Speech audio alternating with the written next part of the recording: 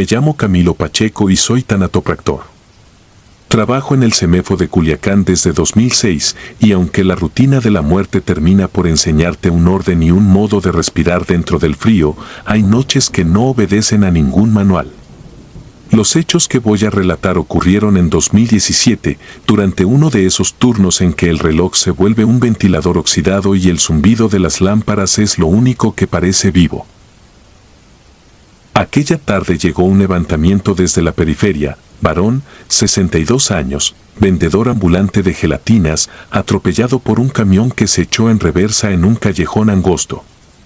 El Ministerio Público dejó el expediente sobre mi mesa con la misma prisa de siempre y al retirar la cremallera de la bolsa noté el detalle que siempre separa lo duro de lo insoportable. La expresión detenida a medio gesto, el rostro con la huella de un susto que no alcanzó a transformarse en otra cosa. Llevaba aún el delantal manchado de grenetina, su tarjeta decía Anselmo Quiñones y había una foto pegada con cinta, vieja, deslavada, en la que aparecía con una bicicleta y 2 cubetas colgando de los lados. No sé por qué la gente cree que esos datos son irrelevantes, a mí me indican por dónde empezar, qué tono buscar en la acera, qué postura corregir para que el último vistazo de los suyos no sea un golpe más. Revisé la sutura en y de la autopsia, limpia, cerrada a puntos corridos, el esternón recolocado, las cavidades drenadas. Preparé los discos oculares, las pinzas, la cánula arterial, el trocar. La sala tenía el frío justo y el olor a fenol y desinfectante se mezclaba con algo dulzón que venía del carrito de líquidos, una mezcla de formol y tinte rosado que suelo preferir para pieles curtidas por el sol. Anselmo tenía las manos ásperas, uñas desportilladas con líneas negras. En el dedo gordo del pie izquierdo traía la etiqueta 17-643C, me acostumbré a leer esos números como si fueran nombres. Alicé la piel del frente con gasa húmeda, coloqué los discos oculares con cuidado para sostener el párpado sin que se notara y apliqué una capa mínima de adhesivo. Cerré la mandíbula con el inyector de agujas, fijé los alambres al maxilar y a la sínfisis, modelé los labios con un poco de cera para quitar la dureza que deja el metal. Abrí la arteria carótida, coloqué la cánula, dispuse la yugular para el drenaje y encendí la bomba. El latido mecánico empezó a empujar el líquido y la piel fue recuperando un tono que siempre engaña, un falso rubor que nadie debería confundir con vida.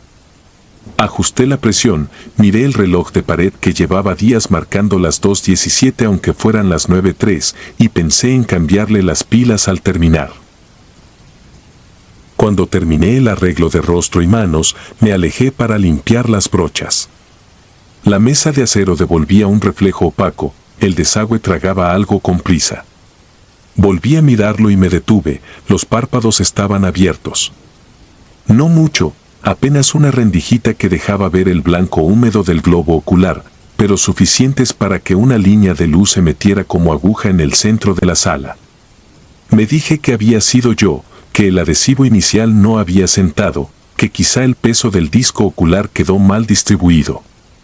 Volví a colocar las pestañas, reacomodé el párpado, di un toque extra de pegamento. Me gané a mí mismo una explicación y seguí con las manos. El fenómeno se repitió a los 10 minutos.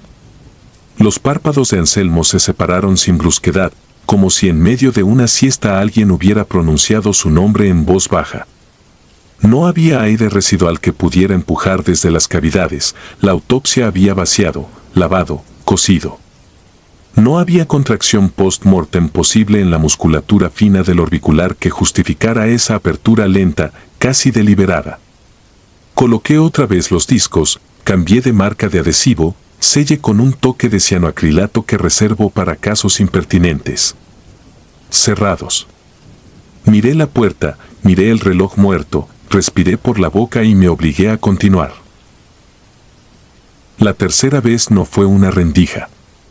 Lo vi con claridad al alcanzar el carrito de maquillaje, los párpados subieron, la córnea brilló bajo la lámpara, y aunque sabía que ningún ojo ya sin presión interna puede mirar, lo sentí mirando. La bombilla del centro vibró como si la corriente flaqueara, el ventilador del cuarto frío se detuvo un segundo y volvió a arrancar. A la distancia oí la reja del pasillo sacudirse. Dejé el pincel dentro del vaso, me limpié las manos en el delantal plástico y acerqué la frente a la suya buscando un ángulo que me demostrara que era un reflejo, una gota, un pliegue. No lo fue. Hay noches en que uno decide hablarle a los cuerpos, no por superstición, sino por higiene mental. No abusé de palabras, dije lo mínimo, apenas un murmullo, que estaba en buenas manos, que todo iba a verse digno, que sus pendientes ya no eran suyos, que la familia sabría qué hacer, que yo iba a cerrar sus ojos para que descansara. No recé en voz alta. Volví a limpiar la zona, retiré con delicadeza el rastro brillante del adhesivo, dejé descansar los párpados sin disco, solo con el peso natural de la piel. Quise dejarlo un minuto para observar si la gravedad hacía lo suyo. El minuto se hizo largo. La lámpara zumbaba. Una gota cayó del trocar al piso sin razón. Pensé en fallas eléctricas y en condensación acumulada en el falso plafón. Pensé, incluso, en la pequeña posibilidad física de que el frío del aire acondicionado estuviera contrayendo la piel y torciendo los párpados hacia arriba. Me quedé ahí, con el pecho encima de la mesa, y entonces ocurrió algo distinto, la boca de Anselmo se movió. No fue un gesto completo, fue apenas el desajuste de los labios como si una burbuja de aire hubiera buscado salida, pero yo había asegurado la mandíbula con alambre y las comisuras estaban modeladas. A través del metal escuché un leve golpecito, un tic que pegó en el esmalte de un diente. Detrás, el cuarto frío detuvo el compresor y se hizo un silencio espeso que me obligó a oír otras cosas, el goteo del tubo que no estaba goteando, un roce en los cajones metálicos, la memoria del zumbido aunque el zumbido se hubiera callado. No me gusta correr y no corrí. Busqué la llave de drenaje, vacié el remanente de líquido de las cavidades, limpié la cavidad bucal con una gasa impregnada en solución, reforcé el cierre de la mandíbula, y cuando volví a colocarlo bajo la lámpara decidí cambiar de estrategia, levanté el párpado con el dedo meñique, retiré el disco, sequé con una torunda y coloqué un velo de algodón apenas húmedo, muy fino, dejando que la textura hiciera de dique sin parecer una costura. Cerré sin adhesivo. La piel descansó. Esperé. Mis manos sudaban dentro de los guantes. La apertura no regresó. El reloj muerto seguía en 2:17 y sin embargo tuve la impresión de que un tiempo distinto debía transcurrir para que la calma fuera verdadera. 3 veces vi al director sanitario exigir cierres rápidos para liberar salas. Esa noche nadie entró a apurarme. Solo yo y el difunto que elegía entre mirar y no mirar, entre peso y rendición. Me tomé la licencia de colocar un mechón sobre su sien, recortado de la parte posterior para cubrir una abrasión del arrastre. Disimulé las uñas gastadas con una capa tenue de laca de difunto, no es por vanidad, es por misericordia hacia los ojos que van a despedirse. A la mañana siguiente, la familia llegó con la conmoción habitual. La esposa, una mujer de cabello en canas cortas, preguntó si podía verlo antes que los demás. La conduje sin decir nada, mis palabras, cuando se acaban, no vuelven en el momento correcto. Observó su rostro largo rato, tocó una vez la frente y supe por la respiración que algo de lo que no se ve se acomodaba. Me dio las gracias de un modo que siempre me incomoda, porque yo solo hice mi trabajo, pero ella salió con una serenidad que no había traído. Me quedé otro momento con Anselmo, lo había dejado listo en el féretro que el velatorio trajo, y al ajustar el cojín lateral una cosa mínima me heló el pecho, entre el pelo y la almohadilla vi, por un segundo, la sombra de su párpado intentando subir. No subió. ¿Fue una intención vencida o fue un temblor de mis ojos cansados? No lo sé, pero la sensación de asistencia, de haber estado anoche ayudando a alguien a terminar de comprender que el acto final ya había ocurrido, me dejó con un pulso extraño. Guardé mis herramientas en silencio y antes de cerrar la sala revisé el monitor de las cámaras, un hábito que nació tras un susto con un gato que alguna vez se coló. Reproduje la madrugada en fast forward y vi mi figura moverse de un lado a otro sobre la línea recta de la mesa, vi el momento en que me acerco a su rostro y me quedo quieto, vi la vibración de la lámpara, el parpadeo del compresor. En un punto el video se graneó, se expandió la nieve digital y, justo cuando mis manos están fuera de cuadro, la pantalla marcó una hora imposible, 2 horas 17 minutos y 17 segundos, un triple que no pertenecía al sistema, y un microsegundo después la imagen volvió a ser nítida. No había ganchos tirados, no había puertas abiertas, no había mesa movida. Solo la cifra repetida como un eco entre números rotos. La muerte enseña rutinas, pero también exige un respeto por aquello que no entendemos.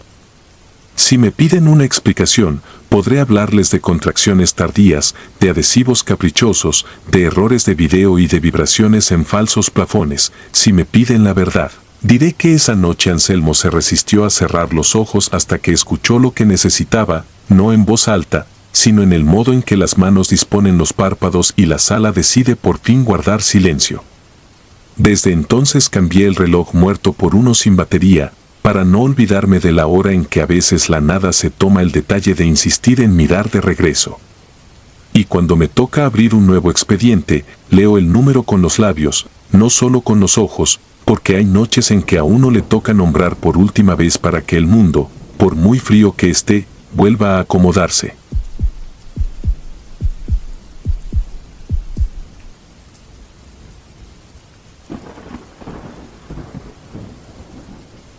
Me llamo Mariana Ortiz. Soy médica forense y durante 3 años cubrí el turno nocturno en el CEMEFO de Culiacán. No soy creyente, pero aprendí a no burlarme de lo que no entiendo. La ciencia da paz cuando hay datos. En la morgue, a veces, los datos parecen escribir otra cosa. Era 2019, temporada de calor pegajoso. Las cámaras frigoríficas trabajaban al límite y el aire de la sala de necropsia olía a desinfectante con un filo metálico que se metía en la lengua. Esa noche estábamos solo Germán, el guardia, y yo. A la 1:50 llegaron 2 paramédicos con un cuerpo femenino. Atropellada en la avenida Nicolás Bravo. Joven, 18 o 19. Piel aún tibia al tacto superficial, cabello recogido con una liga azul, rodilla izquierda destrozada. Les pedí el folio, tomé fotografías, levanté pertenencias en una bolsa de papel con la cadena de custodia y etiqueté con el número 19-378B. En la pulsera médica anoté su nombre del informe, María Soledad Vargas. Sin identificación oficial, solo un crucifijo pequeño en bronce, sin cédula de catecismo, nada más. A las 2:10 firmé la bitácora de ingreso, hora exacta. Germán cerró el portón. Puse el cuerpo en la plancha 3 y lo cubrí con sábana. Había otra necropsia pendiente, un hombre de 52 años fallecido por probable infarto en un motel de la carretera. Lo dejé preparado en la plancha 1, con el tórax ya fotografiado y la báscula calibrada. Planifiqué comenzar por él y después pasar a la chica, por respeto a tiempos de entrega a fiscalía. Abrí mi cuaderno de notas mientras el cronómetro de la cámara de refrigeración marcaba su zumbido constante y el foco verde del extractor parpadeaba. En la morgue se aprende a leer el silencio, un motor que cambia de ritmo, una almohadilla de goma que se despega, el tic de un reloj viejo que nunca ves. A las 2:17 escuché la puerta corrediza de la sala de espera deslizarse. El eco viaja diferente a esa hora, como si todo el edificio exhalara. Asomé la cabeza por el pasillo, no vi a nadie. Volví a la plancha, ajusté la luz cenital, revisé bisturíes, pinzas, el visor de rayos X portátil. A las 2:24, Germán llamó desde el intercomunicador, ¿esperas a alguien? Entró una muchacha flaquita, dice que está perdida. No respondió cuando pregunté nombre. Germán no puede abandonar su caseta. Suele indicar con la mano el camino al taxi que suele esperar en la esquina. Le dije que la orientara y cerré. Pensé en un estudiante que se equivocó de edificio, El complejo del servicio pericial comparte perímetro con un archivo judicial. Retomé mi trabajo. Todo normal, dentro de lo que cabe. A las 2:31 escuché un golpe seco, de hierro contra cemento, tan claro que sentí el golpe en las rodillas.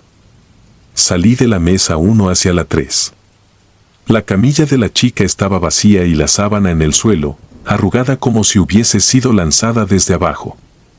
El cuerpo yacía de costado, un brazo hacia atrás en una postura que no concuerda con una caída por gravedad. No había nadie. No hay corrientes de aire fuertes en esa sala, ni desniveles. Es terreno plano, piso con canal de drenaje a ras. Verifiqué la rueda de la camilla, el freno estaba bien puesto. Llamé a Germán por el intercomunicador para que me ayudara a subir el cuerpo. Tardó en contestar. Cuando entró y vio el rostro de la chica, se quedó fijo. Solo dijo que era la misma que había preguntado por un taxi. Le vi los ojos endurecerse. No insistí. Entre los dos la subimos, yo cuidando la cabeza, él sujetando por debajo de los hombros. Puse nuevamente la sábana, aseguré con cinta en los laterales para evitar deslizamientos. Anoté la hora y el incidente en la bitácora interna de la sala, 2:35, caída de plancha por causa no determinada. Sin daño adicional aparente. Reanudé la necropsia del hombre. La rutina me sirve de blindaje, describir, pesar, medir. Sin detalles que sirvan para alimentar morbo, solo información. A las 3:03, la impresora de la oficina administrativa, esa que se usa para oficios y actas, activó su rodillo. Nadie debía estar ahí. Caminé hasta el cubículo con el sello de la fiscalía. La computadora estaba apagada, la impresora encendida. En la bandeja de salida había una hoja con el encabezado preimpreso de Semefo y un solo renglón mecanografiado en la sección de entrega de pertenencias. Recibí, M.S. Vargas. Abajo, una firma hecha a mano con tinta negra, trazo ligero. No tenemos tinta en la oficina de noche. Los bolígrafos los guardamos en mi cajón. Fui a revisarlo. Estaban ahí, 2 azules y 1 rojo. La firma parecía hecha con pluma ajena. Tomé la hoja con guantes y la metí en una mica transparente. El papel olía a alcohol, como si hubiera sido limpiado y vuelto a tocar. Me repetí que era un error de formato olvidado en la bandeja. La mente siempre busca una explicación porque la necesita. El cuerpo no espera. Volví a la mesa. A las 3:16 volvió el golpe, esta vez más leve, como un arrastre. Fui directo a la plancha 3. La cinta que aseguraba la sábana se había despegado, no rota, no cortada, solo despegada como si hubiera perdido adhesivo de pronto. En el piso, justo bajo la camilla, encontré el crucifijo de bronce de la chica. Debía estar en la bolsa de pertenencias, sellada con cinta reforzada y firma al margen. Corrí al locker, saqué la bolsa, revisé el sello, estaba intacto, mi rúbrica cruzando la cinta. Dentro, el crucifijo no estaba. Por protocolo, jamás dejamos objetos sueltos junto al cuerpo. Sentí la garganta apretarse, una presión en los oídos, como cuando uno desciende demasiado rápido en carretera. Me detuve. Pensé en irme al pasillo y respirar, pero la plancha aún no me reclamaba. Terminé la parte imprescindible de la necropsia. A las 3:40, con el informe preliminar resguardado, regresé a la 3 con una decisión simple: llevaría el cuerpo a la cámara de refrigeración, gaveta 7, con correas. Es algo que no hago si no es estrictamente necesario, porque entorpece el flujo cuando hay que volver a sacar. Esa noche decidí que sí era necesario. Germán me ayudó a rodar la camilla. La lámpara del pasillo parpadeó una sola vez, un chasquido eléctrico breve. La gaveta 7 ofreció resistencia como si el riel tuviera una rebaba. Cuando por fin acomodé a la chica y deslicé la plancha hacia adentro, sentí la brisa fría en la cara y pensé en decir una oración, cosa que no suelo hacer. No la dije. Solo cerré y giré el seguro. A las 3:52, en la caseta, Germán me mostró el registro del interfono que apunta a la calle. A veces se graban fragmentos cuando alguien se acerca y presiona el botón. Se escuchaba una voz baja, de mujer joven, casi sin aire, diciendo que no encontraba la salida. No supe si la voz venía del micrófono o de un más allá de nosotros. Germán me juró que no abrió el portón. Vi sus manos sucias de polvo del mismo suelo donde recogimos a la chica. No soy juez de nadie, pero uno aprende a leer miedos. El suyo no era teatro. Decidí revisar cámaras. Hay dos, una en el pasillo central y otra apuntando a la sala de espera. La del pasillo mostró sombras, poco definidas, nada útil. La de la sala de espera, sin embargo, captó la cortina de plástico abrirse milímetros y una figura estacionarse junto a la banca, solo silueta. La resolución no permite rasgos, pero la altura y la ausencia de volumen en hombros coincidían con alguien muy delgado. La figura no se sienta, no gira la cabeza, no existe fuera del recorte. A las 3:59 la imagen se satura por un segundo y vuelve. La banca queda vacía. No soy amiga de los simbolismos. En mi cuaderno anoté tiempos, vi temperaturas, apunté el microdetalle absurdo, el sticker de calibración de la báscula se había despegado en una esquina. Hice llamadas. Nadie contesta a esa hora salvo la radio de patrullas y la base de ambulancias. A las 4:06 la impresora de la oficina volvió a activarse, sola. Corrí. Esta vez no había hoja. En la pantalla, que ahora estaba encendida, el cursor parpadeaba en un formato nuevo, la sección de firma de recibido de cadáver por parte de familiar. Nombre, vacío. Espacio para firma, vacío. En la bandeja, el único papel seguía siendo el de recibí, M.S. Vargas. Miré esa firma otra vez, intentando encontrar en su trazo algo de mí, de alguien conocido. En el lomo de la mica, alguien había dejado una huella dactilar muy clara, índice derecho, con 7 minucias visibles. Lamparita UV. Sin sudor propio, fluorescencia débil, como de piel lavada. A las 4:20, la cámara frigorífica emitió un beep. Temperatura interna subió de 4 grados centígrados a 6 grados centígrados, nada grave, pero inusual. Abrí para revisar sellos. La gaveta 7 estaba bien cerrada. Aún así, en el piso de metal del pasillo interno, frente a la 7, vi algo que no debía estar ahí, una banda elástica azul, de las que se usan para el cabello. La misma que vi en la cabeza de la chica cuando llegó. Mi bolsa de pertenencias seguía sellada, con mi firma intacta. No tuve cómo encajar eso en la lógica. Faltando poco para las 5, Germán decidió hacer café. Yo me quedé en la oficina, con la hoja firmada dentro de la mica, puesta sobre la bitácora. Abrí la bitácora para asentar el último cambio de temperatura y el traspaso a gaveta. Y fue ahí donde acaba mi duda.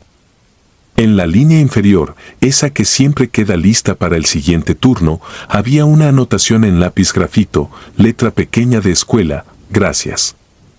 Ya no estoy perdida. No estaba en mi trazo ni en el de Germán. El grafito, al frotarlo con el dedo enguantado, no se corrió. Como si el lápiz se hubiese vuelto tinta dentro del papel. El resto de la noche terminó sin más ruidos. A las 7, con la luz del patio blanqueando hasta lo insoportable, entregué mi informe. No conté todo. Nadie te cree sin pruebas, y a veces, con pruebas tampoco. Me quedé con la mica y la puse en el archivero personal donde guardo cosas que preferiría olvidar. Al mediodía llegaron la madre y el hermano de la chica. Traían una cruz en la mano y el tipo de silencio que solo conoce quien se acaba de romper. Firmaron, lloraron, preguntaron poco. Entregué pertenencias, menos la liga azul, que no estaba en ninguna bolsa. La madre, al ver el crucifijo, dijo que no era suyo, que el de su hija se lo habían robado en otra ocasión. Lo tomó de todos modos. Besó el bronce. Gracias, dijo, y hubo una paz chiquita en su voz, como si algo hubiese sido devuelto. Esa tarde, antes de irme, volví a mirar la bitácora. La frase seguía ahí, exacta, como grabada. A un lado, bajo la columna de firma de médico, aparecía una marca minúscula, idéntica a la huella de la mica. El mismo patrón de crestas. Tomé una foto a escondidas. La amplié. Identifiqué las 7 minucias que había visto bajo UV. Coincidían no por fe, sino por geometría. No renuncié. A la noche siguiente regresé, porque este trabajo te envuelve con una lógica rara, aquí uno se acostumbra a cerrar ciclos. Desde esa noche, cuido de que la plancha 3 tenga el freno 2 veces puesto. No dejo bolígrafos fuera del cajón. Y cuando escucho la corrediza de la sala de espera abrirse a esa hora en que el edificio parece exhalar, no corro a mirar. Solo tomo la bitácora y, sin decirlo en voz alta, anoto la hora exacta. A veces, al final del turno, encuentro una frase breve, casi siempre la misma palabra, escrita con esa letra pequeña de escuela, gracias. Nunca vi moverse un cuerpo por sí mismo. Nunca vi un rostro abrir los ojos. Solo puedo jurar lo que vi en papeles y objetos, una firma que no debió existir, una huella sin sudor, una liga donde no debía estar. Las cosas que pesan no son las que caen de la plancha, sino las que se acomodan solas en su sitio correcto, como si alguien, desde un lugar que no sé nombrar, hubiera encontrado por fin la salida del edificio. No sé si creer. Solo sé que esa noche alguien firmó su propia entrega y que la bitácora no miente. Yo tampoco. Y por eso escribo esto, con los datos que tengo, con la precisión que me enseñaron. Para que, cuando vuelva a escucharse la puerta corrediza, alguien más sepa que no siempre es el viento. A veces es solo eso, una manera sencilla de decir adiós.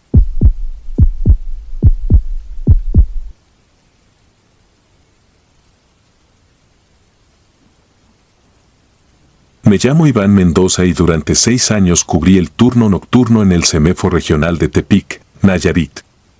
Aprendí a medir los silencios por el zumbido de las lámparas, a distinguir el frío útil del frío que enferma y a caminar sin empujar las charolas de acero. Podría decir que nada me sorprendía ya, pero estaría mintiendo. En 2018 un caso me dejó una marca que no aparece en radiografías ni se llena con dictámenes. Esa marca se reconoce cuando, a mitad de la noche, el aire se queda quieto como si escuchara. Aquella madrugada recibimos restos exhumados de una fosa clandestina cerca de San Juan de Abajo. Llegaron con los agentes del Ministerio Público, bolsas rojas numeradas con marcador indeleble, barro seco en los cierres, etiquetas plastificadas y ese olor dulce que el hipoclorito apenas disfraza. Registré los ingresos en el pizarrón, 144 A hasta 147B. A mí me tocó alinear las gavetas del cuarto frío, verificar la temperatura a 4 grados y garantizar la cadena de custodia. Rutina. Papel, firma y candado, la liturgia que separa el mundo de afuera del acero que sostiene lo que ya no responde. El bulto 147B era pequeño, no más largo que mi antebrazo. A través del plástico se notaban huesos finos y una textura áspera que reconocí como cabellos endurecidos por la tierra. Lo acomodé en la tercera hilera, puerta 5. Sellé con cinta de seguridad, coloqué el candado y anoté hora y firma. El reloj digital marcaba 2:13. Cerré la puerta del cuarto frío y escuché el clic profundo que siempre me tranquilizaba, ese que divide a los vivos de lo que dejamos confiado al frío. Al volver a la oficina, la impresora térmica empezó a escupir cinta sin que nadie la activara. Arranqué el papel y vi repetido, sin fecha ni encabezado, el mismo folio, 147B, una y otra vez. Corté la alimentación y guardé el rollo. A esa hora cualquier cosa fuera de lo habitual crece como sombra. Preparé café y seguí con la lista, repitiéndome que la electricidad hace bromas y que el sueño, cuando se pega a los ojos, regala fantasmas.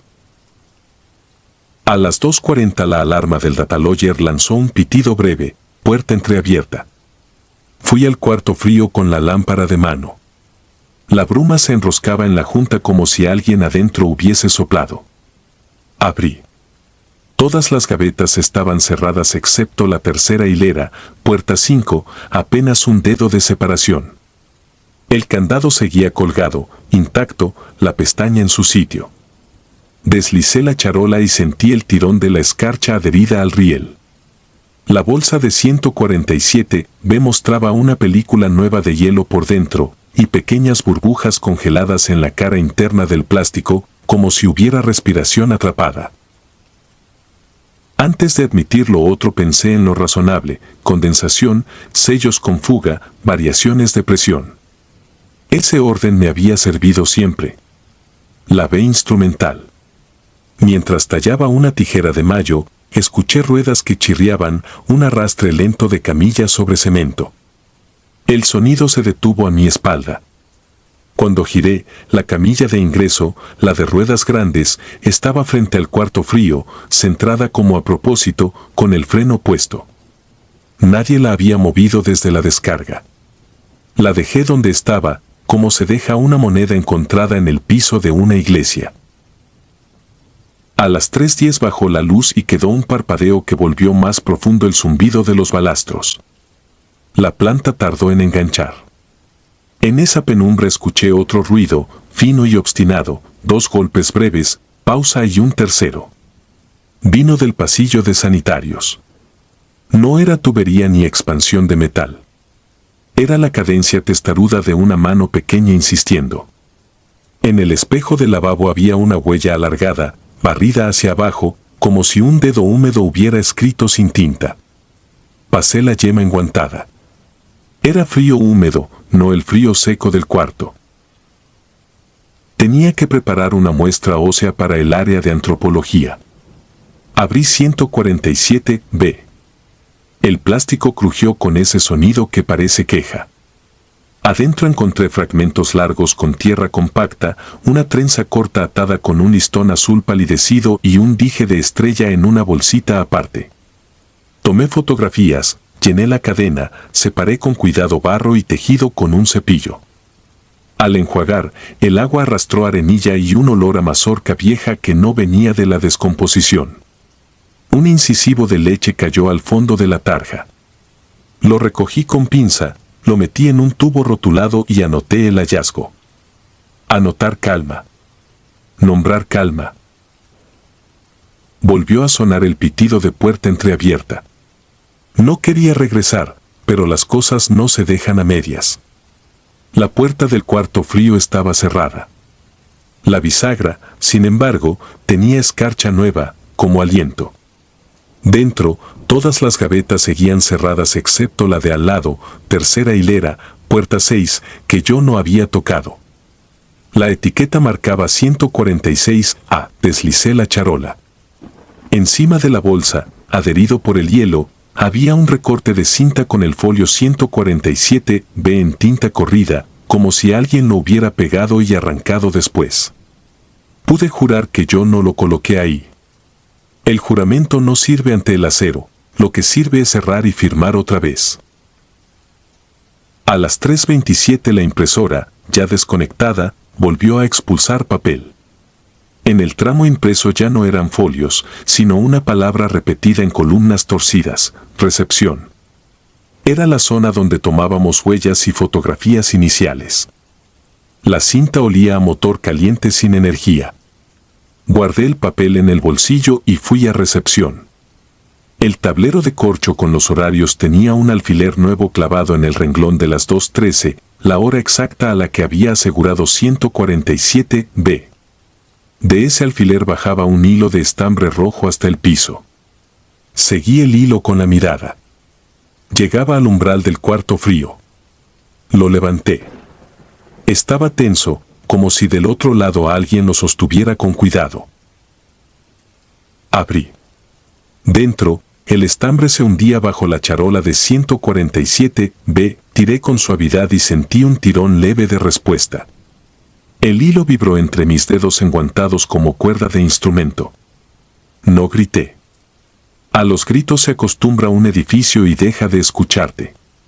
Me senté en la banquita de acero a ordenar el cuerpo y el inventario. Cerré todo y me dispuse a revisar cámaras. En los monitores los pasillos estaban vacíos. Rebobiné hasta las 2:40. En un cuadro se veía la camilla junto al muro, en el siguiente estaba frente al cuarto frío. Nadie la empujó. Fue un salto de lugar de un fotograma a otro. En el pasillo de sanitarios el espejo devolvió un destello blanco durante un solo cuadro, como si lo cruzara una figura sin densidad. Pasadas las 4 llamé al coordinador para reportar la remesa y pedí cambio de turno para el día siguiente. Dije cansancio acumulado. Quedamos en que a las 7 llegaría el químico de antropología. Mientras esperaba, barrí para no quedarme quieto. Al empujar la escoba contra los zócalos, salieron cuentas de plástico, como de pulsera infantil. Las junté con el dije de estrella y el diente en una charola chica. Al hacerlo, sentí un pequeño enganche en el dobladillo del pantalón, como si algo hubiera atrapado la tela por dentro. Me liberé con un tirón que dejó un hilo colgando. A las 6:50, cuando el patio interior empezaba a volverse gris, el Dataloyer registró una caída de temperatura de 4 a 2 grados sin intervención. Abrí la puerta para evitar que la humedad reventara sellos. La bruma salió en una oleada cerrada. Dentro, frente a 147B, las otras charolas se habían desplazado formando un pasillo estrecho, 2 filas paralelas con espacio justo para caminar en medio. La luz fría del plafón hacía brillar las etiquetas plastificadas como ojos. El metal vibraba con un rumor leve, como vajilla mal acomodada. Di 2 pasos. El plástico de 147B se contrajo con un chasquido, igual al sonido de un guante al ser arrancado. El pasillo entero respondió con un temblor mínimo, metal contra metal que se contagia como ola. Dejé el portapapeles en el piso y apoyé las manos sobre la bolsa, no para retarla, sino para constatar temperatura. Estaba tibia. Inaceptable para ese cuarto donde yo me había congelado tantas madrugadas. Me aparté, cerré con movimiento limpio, sello nuevo, candado asegurado. Mientras metía la llave al bolsillo sentí, por primera vez, que el aire del cuarto frío respiraba de vuelta. Cuando llegó el químico hice el traspaso formal. Abrimos 147B juntos. Adentro no había trenza ni listón. Solo fragmentos y humedad exacta. Le entregué los efectos y los tubos. Comentó que el barro suelta cosas en tiempos caprichosos y que a veces aparecen y desaparecen entre capas. Firmó de recibido. No le mencioné la impresora, ni el hilo, ni el pasillo. No por vergüenza, sino porque al nombrarlo se pegaba a la lengua como hielo viejo. Me fui a casa con el olor de la cámara pegado a la nariz. Dormí poco. Cambié de turno una semana. Por protocolo se tomaron muestras para cotejo de ADN. Meses después, 147B coincidió con un perfil reportado como menor de edad desaparecida en 2013. No hubo entrega inmediata porque no existía un cuerpo completo. De noche seguían llegando llamadas de familias que preguntaban por restos no identificados. En recepción, sin que yo tocara nada, la impresora volvió a expulsar en 2 ocasiones el folio 147B, una vez a las 2:13 y otra exactamente a las 3:27. Nadie pudo replicarlo con pruebas de cableado. No renuncié. Uno no renuncia a lo que entiende a medias y lo sostiene. Pero desde entonces, cada vez que cierro la puerta del cuarto frío, cuento 3 respiraciones antes de soltar el candado. Si el aire de adentro me responde con otra, sé que 2018 no se fue del todo. Y cuando llega una remesa de fosas y leo un folio con letra corrida, hago lo que puedo, vigilo la cadena de custodia, recojo lo que el barro libera y lo nombro. Alguien debe nombrar lo que vuelve del frío, aunque al nombrarlo te devuelva la mirada desde el plástico. A eso, desde aquella noche, le digo miedo.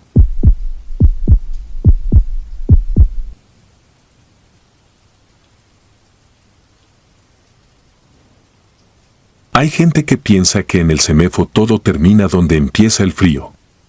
Que los cuerpos llegan, se miden, se fotografían, se sellan con tinta y números y que el silencio hace el resto. Ojalá fuera así. Me llamo Braulio Zamora, técnico en necropsias. En 2013 cubría el turno nocturno en el CEMEFO de Chilpancingo, un edificio de pasillos angostos y pintura verde pálido que olía a formol, cloro y metal. No llegué ahí por vocación, llegué por hambre y me quedé por respeto. Con el tiempo aprendí que el respeto, en ese lugar, no es cortesía, es defensa propia. Mi rutina era simple. Revisaba la bitácora, confirmaba cadena de custodia, verificaba sellos y dejaba listas las mesas de acero con su drenaje, mangueras, compresas, guantes 8,5, suturas de nylon, aguja curva, cánula de aspiración, tapones orbitarios y el aparato que todos odian, el compresor que gime cuando arranca el refrigerador de cámaras. Ese gemido se clava en el oído como un zumbido de avispa. Hay noches en que uno se acostumbra, hay otras en que el zumbido parece contestar a algo que respira del otro lado. Aquella noche llovía. Truenos espesos, luz de neón vibrando en el techo. A las 22:11 llegó la bolsa negra con folio 418, trasladada por policía estatal desde un canal de riego fuera de Tixtla. Firmas, reloj, fotografía de sellos intactos, número de cadena. Abrí con cuidado. Mujer adulta joven, sin identificación. Lividez fija en espalda y hombros. Piel saturada de agua, dedos con maceración lavandera, uñas rotas, restos de limo en comisuras y cabello. Un surco extraño en el tobillo izquierdo, como si la hubieran amarrado con algo que luego cortaron. No olía a campo, olía a agua quieta. El médico de guardia había salido a declarar a una agencia y no volvería pronto. Mi responsabilidad era preparar el cuerpo para su resguardo hasta la necropsia formal al amanecer.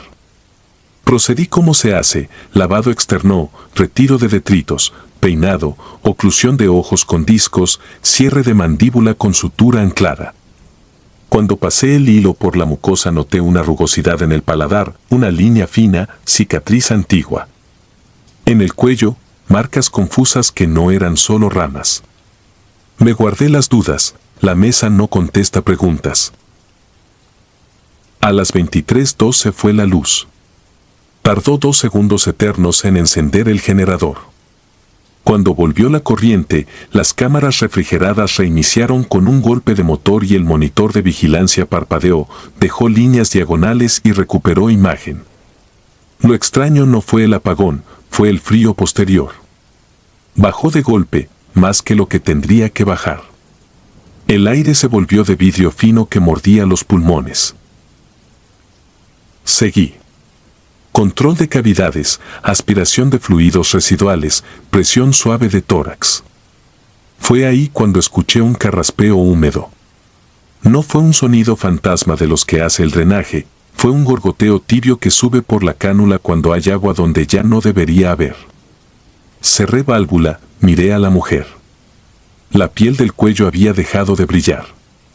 Se había vuelto opaca como una pared vieja. El cabello, en cambio, parecía más oscuro y pegado, como si alguien lo hubiese peinado hacia atrás con agua fría. Decidí moverla a la cámara mientras llegaba el médico. Tomé la camilla, la acomodé, revisé el folio 418, abrí la cámara 3. El aire que salió tenía el olor desdentado del metal mojado. Cuando iba a deslizar la bandeja, el monitor del pasillo, que yo veía de reojo, mostró un salto. La cámara del cuarto de preparación se quedó congelada en mi espalda inclinada. La del refrigerador mostró el pasillo vacío, y luego, por un segundo, una sombra vertical a mi lado. Me giré. Nada. Solo el zumbido y el goteo. Me detuve a respirar. Supuse que estaba sugestionado. Empujé la bandeja. El acero chirrió. En ese exacto chirrido sentí algo frío rozarme la muñeca, como una mano mojada que no aprieta, solo fija territorio. Fue tan fugaz que pensé en la manguera. Miré, la manguera descansaba hacia el desagüe. Bajé la vista a mi muñeca y vi el halo circular de agua sucia marcando la piel, con un borde de limo verde tan nítido como un sello. La temperatura cayó otra vez. El vapor de mi boca se dibujó blanco. El compresor, por primera vez en meses, cayó. Ese silencio es peor que el ruido. Entre el silencio y la luz parpadeante, la bolsa 418 se hinchó apenas, como si tomara aire. No son gases, pensé, no así, no con ese ritmo. Toqué el plástico con los nudillos. Tenía frío por fuera, tibieza por dentro. Abrí el cierre 10 centímetros para comprobar que no hubiese presión acumulada. Entonces la vi. No abrió los ojos. No despertó. Giró. Muy poco, imperceptible si no estás acostumbrado a mirar pequeñas desobediencias del cuerpo. El hombro derecho, apenas un grado, como si buscara apoyarse. Y del borde inferior de la bolsa, una gota de canal oscuro cayó al piso, lenta, pesada, y se dividió en dos, como si respirara también. Yo podría decir aquí que recé o que corrí. No hice ninguna de las dos cosas. En el CEMEFO, cuando no entiendes lo que pasa, repites datos, es una costumbre que no te enseñan, la inventas para no romperte.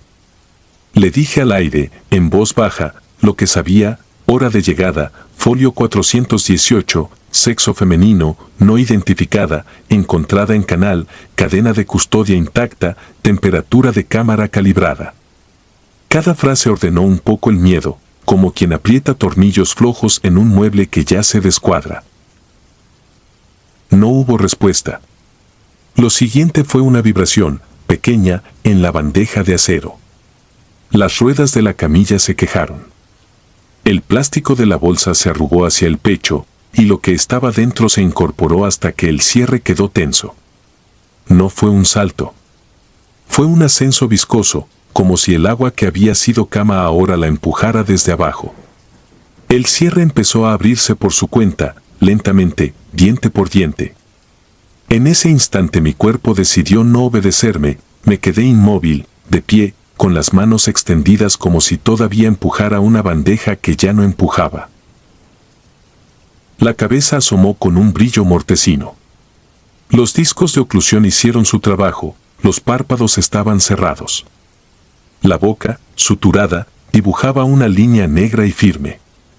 Lo terrorífico no fue verla, fue escuchar detrás de la sutura un burbujeo como de pecera.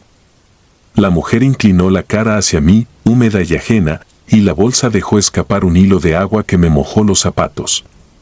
Extendió la mano con el mismo gesto que me había tocado antes, buscando, no arañando. Los dedos, fríos, encontraron mi muñeca y la rodearon con suavidad de madre. Sentí el pulso en mi propia arteria y, por un momento, juraría que hubo otro pulso, más lento, debajo del hilo de nylon que cerraba su labio. Quise decir algo y solo conseguí un hilo de voz, estás en el CEMEFO. Te encontraron. Eso fue todo. No pedí perdón ni supe qué prometerle. El aire siguió blanco. El monitor del pasillo, a mi izquierda, mostró un parpadeo, y luego una imagen imposible, yo, de espaldas, todavía inclinado sobre la camilla, como si esta escena no estuviera sucediendo. En la esquina del monitor, la hora seguía marcando las 23:02. No sé cuánto duró. En los registros, supongo, fue un segundo. En mí duró años. La mano de ella dejó de apretar y, sin soltarme, me guió hacia la mesa de preparación, como si buscara su lugar. Apoyó la frente donde antes le había peinado el cabello, se dejó caer con un sonido blando, y el cierre que se había abierto se cerró a sí mismo con un suspiro de plástico. La bandeja, obediente, entró hasta el fondo de la cámara. El compresor despertó con su gemido odiado, y yo, por fin, recuperé el control de las rodillas. A las 23:17, según el reloj de pared, escribí todo lo procedural que correspondía. No anoté lo otro.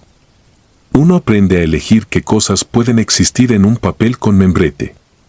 Lavé el piso, aunque no hubo charco que realmente limpiar. La marca en mi muñeca quedó como una aureola verde pálido que me costó días quitar. A las 6:30 llegó el médico, revisó sellos, me pidió el informe. La necropsia preliminar habló de asfixia por sumersión, con signos de sujeción en extremidades. Nadie pidió mi versión del frío. Al mediodía apareció un hombre de mediana edad con una foto en el celular. Dijo el nombre, Yuridia. La reconoció por un lunar en la clavícula. Yo no miré la clavícula, miré su mano derecha, la misma que me había sujetado.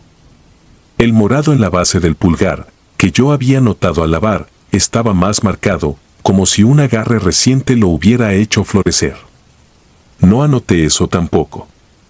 Preparé el cuerpo para entrega, acomodé el cabello, puse una capa fina de humectante y color. La línea de sutura en la boca casi no se notaba. Esa noche no dormí. No por lo que vi, sino por lo que no pude explicar del tiempo. El monitor detenido, la sensación de estar en 2 escenas a la vez, la obediencia de la bandeja como si respondiera a alguien que la conocía desde antes que yo. Al tercer día, cuando limpiaba la cámara 3, encontré en la esquina trasera, donde no llega bien la luz, un rastro seco de limo verdoso con 2 surcos paralelos, como los que deja una trenza empapada al arrastrarse. Pedí cambio de turno. Me pasaron a la tarde durante 6 meses. En ese lapso atendí accidentes, homicidios, muertes naturales que parecen dulces porque nadie gritó. Todo funcionó como tiene que funcionar. Pero a veces, cuando el compresor arranca, todavía me parece escuchar un burbujear más hondo que el motor, un recuerdo que se me mete por la nariz como un olor que no se va. En mi cajón guardo, sin razón oficial, una copia del folio 418 con el espacio de observaciones en blanco. Lo veía y me calmaba saber que seguía resistiéndome a escribirlo. Cuento esto ahora porque me cambiaron de ciudad y esa cámara ya no es mi problema. Pero donde quiera que trabajo, repito el mismo ritual cuando me toca estar solo, reviso sellos, paso la mano por el acero, miro fijo la hora, y si el frío cae de golpe, digo en voz baja lo que sé, como una lista de amarras. A veces el aire tiembla, nada más. A veces, en el brillo del acero, juraría que se dibuja una línea de agua que intenta escribir su propio nombre. Si algún día leo el mío, suelto la bandeja y me voy, lo juro. Mientras tanto, cumplo con lo que me toca, cerrar bien, respetar, y no confundir el silencio con un final. Porque el frío, en el CEMEFO, no termina nada. A veces lo empieza.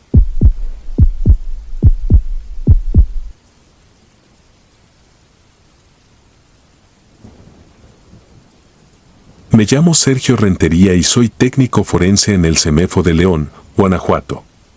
Esto que voy a contar ocurrió en 2014, un martes de guardia continua, cuando la luz del mediodía se mete por las rendijas del portón y el olor a desinfectante se mezcla con el metal frío de las planchas. No voy a adornar nada. En estos lugares uno aprende que el respeto es más útil que las palabras bonitas. Quien llega aquí ya no trae historia para corregir, pero todavía deja ruido, como una vibración que no sale en la bitácora ni en las fotografías periciales. A las 11:24 recibimos a una femenina traslada por ambulancia municipal.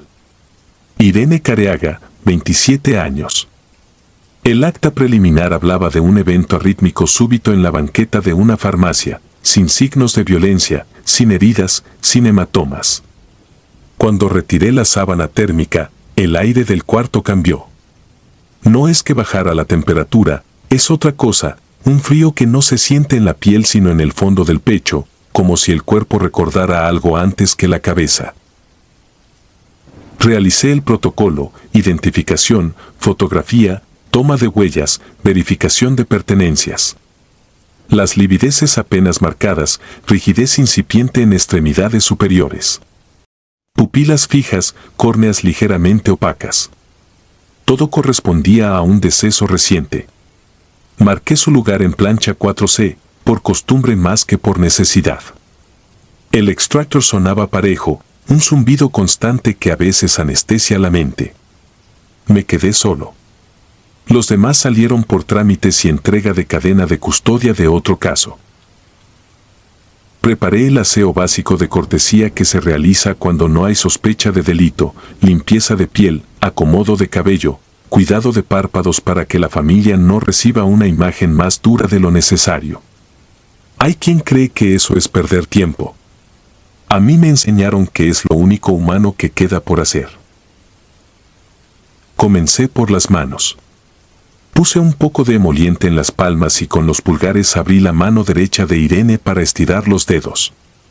Noté el espasmo cadavérico, una contracción breve, calculada por la fisiología, no por la voluntad. Aún así, el gesto me atravesó. La mano se cerró en torno a mi muñeca con la fuerza de una garra diminuta y fría. Respiré hondo, conté 3, repetí la maniobra. La mano se relajó. Seguí. El reloj marcaba 12:02 cuando pasé a los ojos.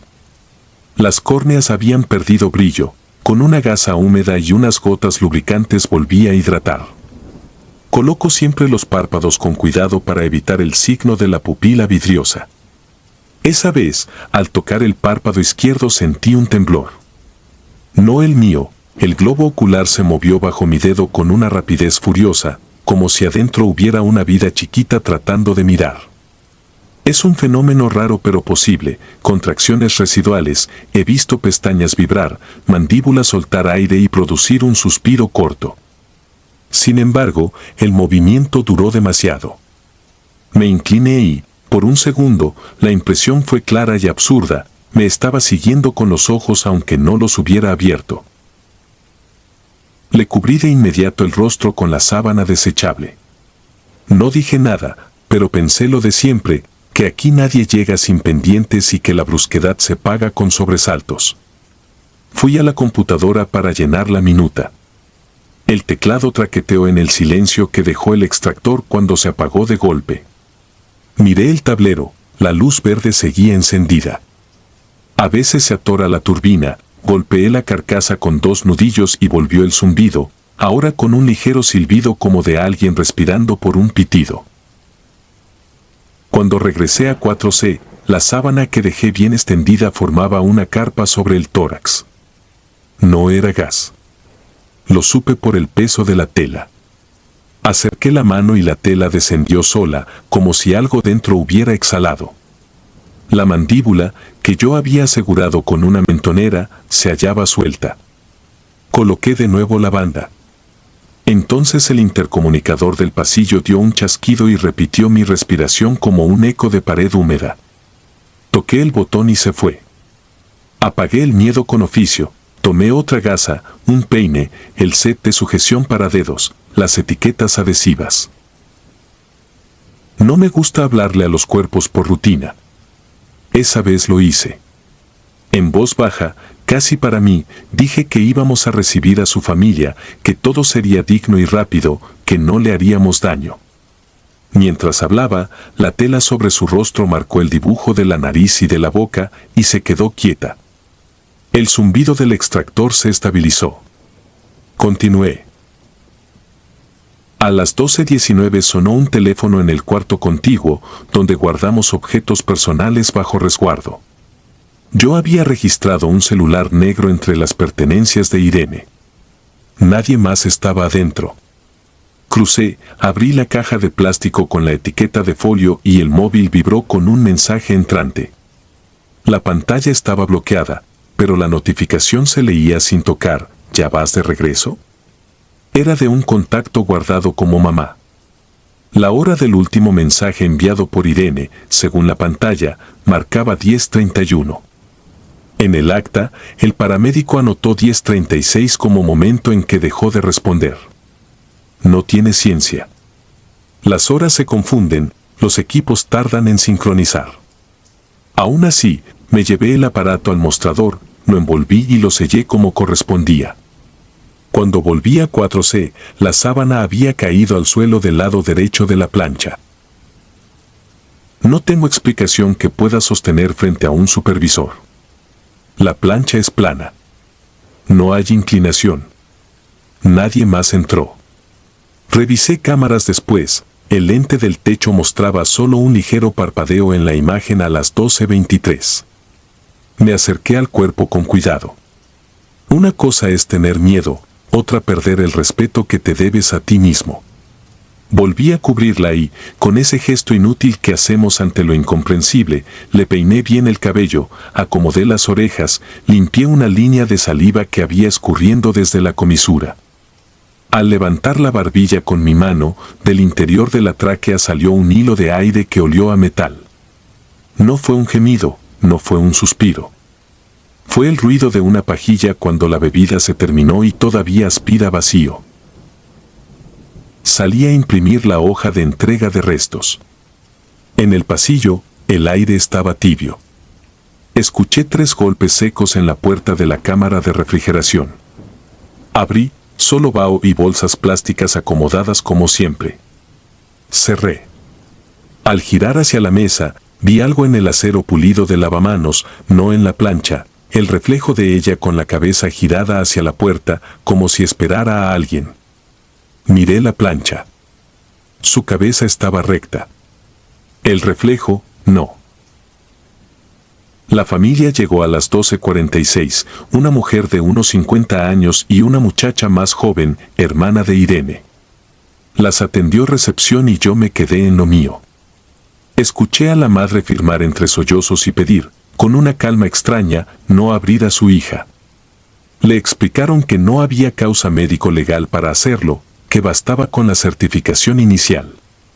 La madre dijo que su hija tenía miedo de dormirse, que de niña despertaba con los ojos entreabiertos, que una vez dijo que si le pasaba algo quería que apuraran todo.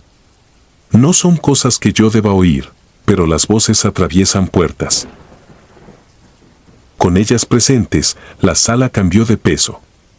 No dejé que entraran al cuarto de trabajo, solo llevamos a Irene a un anexo de reconocimiento más amable, con luz menos directa y sillas metálicas. 4C se quedó vacío. Mientras deslizaba la plancha con ruedas, el intercomunicador volvió a chisporrotear y, sobre el silbido del extractor, juraría que escuché una respiración corta que no era la mía. No dije nada. Las mujeres vieron a Irene, la tocaron en la frente, agradecieron en voz baja y firmaron la salida. La funeraria vino por ella poco después. Por procedimiento, antes de entregar revisé las cámaras. El sistema guarda clips de movimiento. Encontré un segmento de 5 minutos que el sensor marcó como actividad. 12:04 a 12:09. Fui directo al minuto 12:06. La imagen era fija, mal calibrada, con tonos verdosos. En 4C, bajo la sábana, se formó otra vez la carpa del tórax. El bulto se incorporó lento, como si los pliegues aprendieran el gesto de un cuerpo que ya no manda. La figura giró hacia la puerta. Se quedó así unos segundos, fija. No había nadie. El extractor seguía girando. Luego la tela colapsó como si algo adentro hubiera recordado que el peso ya no le pertenece. No hay reflejo fisiológico que explique eso. Lo sé y he buscado. Aún así, puse el clip en una USB para adjuntarlo al expediente por si el Ministerio Público lo solicitaba. No lo hizo. Cuando quise volver a verlo un par de días después, la USB acusó archivo corrupto. Desde entonces, en cada aseo de no judiciales, hablo. No como oración, no como conjuro. Solo anuncio lo que voy a hacer, lo que no haré, cuánto tardaré. Si hay familia cerca les digo que falta poco y que no vamos a demorar lo que nadie quiere demorar. He aprendido a no decir ya dentro de la morgue. Ya quedó, ya acabé, ya se puede. Mentiras pequeñas que invitan al desorden. Aquí nada queda del todo. La muerte, cuando pasa sin aviso, deja piezas sueltas que siguen buscando encajar. A veces vuelvo al cuarto de evidencias y miro el estante donde estuvo el celular de Irene. Han pasado años y el modelo sería viejo, pero el recuerdo del zumbido en el intercomunicador y del silbido del extractor me sale al paso en turnos de mediodía. No sueño con ella. No necesito. El cuerpo sabía dónde mirar. Eso es lo que más me inquieta. Que sin ojos abiertos, con la rigidez incompleta, con las cifras exactas en la minuta, supo hacia dónde estaba la puerta. Si me preguntan si fue real, podría recitar la parte tranquila, la fisiología, la inercia de los gases, los espasmos. Podría asegurar que yo estaba cansado, que el extractor falló, que las cámaras hacen fantasmas en la imagen. Todo cierto. Y sin embargo, cuando entro a 4C y enciendo la lámpara, el acero devuelve un brillo que no encuentro en otras planchas. Me acerco, paso la mano como quien palmea una mesa antes de sentarse, y la vibración aquella, la que no cabe en ningún dictamen, regresa como un latido ajeno a través del metal. No vuelvo a mirar el reloj cuando sucede. El mediodía ya no es una hora. Es una sala entera. Un tramo de luz que corta la morgue y la deja a mitad de algo, como si todavía hubiera quien no entiende que las puertas se abren para salir y también para esperar. Y en esa espera, si no eres cuidadoso, lo que creías terminado se sienta otra vez. Como aquel martes en la plancha 4C, donde aprendí que hay cuerpos que no apagan los ojos aunque ya no puedan ver. Donde me tocó comprender que, a veces, lo único que pide alguien que no se fue del todo es que lo mires desde la puerta y le nombres el camino que falta. Si disfrutas de los relatos, te invitamos a apoyarnos con un like y un comentario, ya que eso nos ayuda muchísimo. Además, si aún no estás suscrito o suscrita, te animamos a formar parte de la comunidad del terror. Muchas gracias por escucharnos y por tu apoyo.